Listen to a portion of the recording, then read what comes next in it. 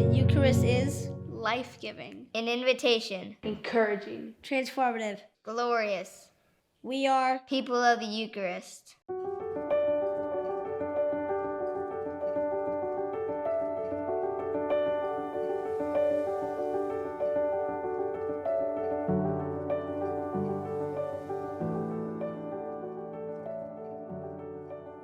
God's mercy is stronger than our misery. Helena Kowalska was a 19-year-old Polish girl with a broken heart. She had recently given up on her dream of joining the convent. Her family was against it, and she did not have the financial means to enter on her own. A few months later, on a warm summer night, something mysterious happened. Helena was at a dance with her sister. The party was in full swing when a young man asked her to dance. Determined to move forward with her life, Helena walked out on the dance floor, twirled about, and tried to enjoy the moment. But suddenly, the music seemed to stop. The dance faded away, and Helena found herself face to face with Jesus. "How long will you keep putting me off?" he said to her. Then, just as quickly as the vision had appeared, it faded away. Helena was understandably shaken and unwilling to continue dancing. She believed that God had closed the door on her dream of entering the convent, but now, with this direct message from Jesus, her assumption was proven wrong. Even though every possible obstacle seemed to be in her way, she left home and found a convent willing to open its doors to her.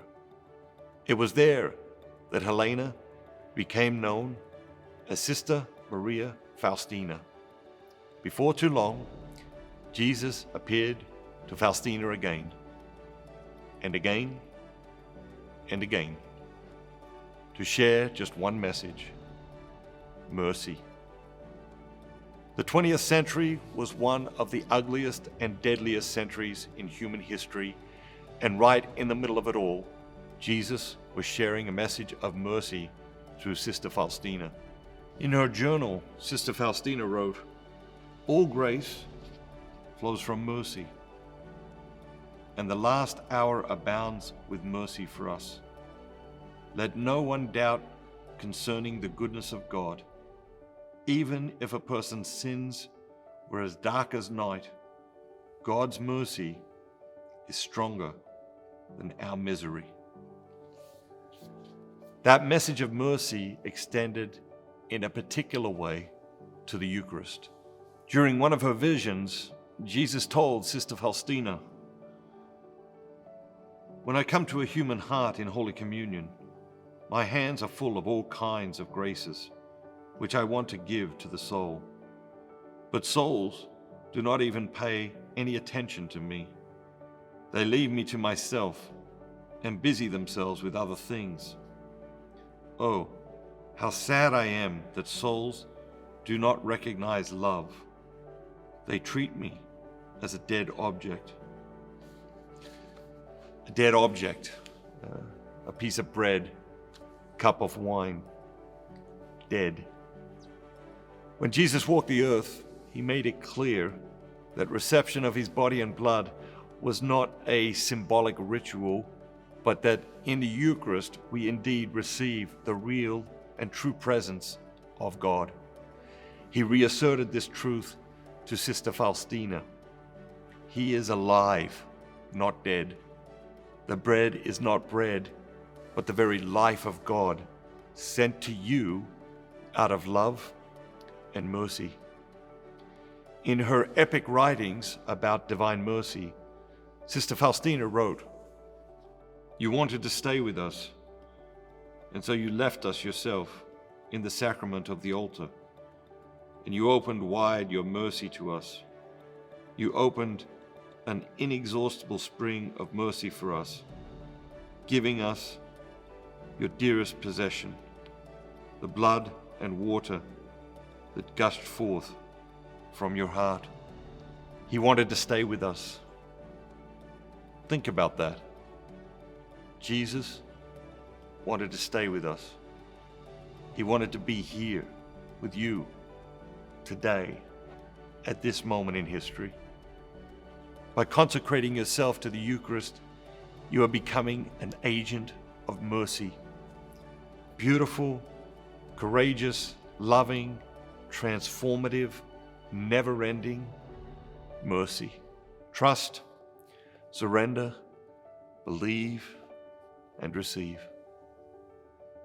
We would like to give every Catholic in America a chance to experience this consecration. You can help with that. Become a member of the International Society of the Eucharist today. We'll send you a free copy of 33 Days to Eucharistic Glory, a copy of the children's version, a copy of the limited edition journal, which includes an amazing Holy Week retreat. Click the button below to learn more. Have a great day. Have an amazing day. Be bold, be Catholic, and remember, we are people of the Eucharist. Jesus, I believe that you are truly present in the most holy sacrament of the Eucharist, every day. I long for more of you, I love you above all things. and I desire to receive you into my soul. Since I cannot receive you, Sacramentally, At this moment, I invite you to come and dwell in my heart. may the spiritual communion Increase my desire for the Eucharist. you are the healer of my soul. Take the blindness from my eyes, the deafness from my ears, the darkness from my mind. And the hardness from my heart. Fill me with the grace, wisdom, and courage to do your will, in all things. My Lord and my God. Draw me close to you. nearer than ever before. Amen. Consecrate America to the Eucharist. Bye-bye. Have a great day. Have a great day. Have a great day. Come on. Have a great day. Hey Isabel, one simple way to be mindful of God's presence in the world is to know where the nearest tabernacle is. So, while we've got a couple of minutes, I thought we might work on your geography a little. Sounds good, Dad. You're always coming up with something. Hey Isabel, if I was at a latitude of 35.56 and a longitude of negative 82.66, where would the nearest tabernacle be? St. Joan of Arc, Candler, North Carolina.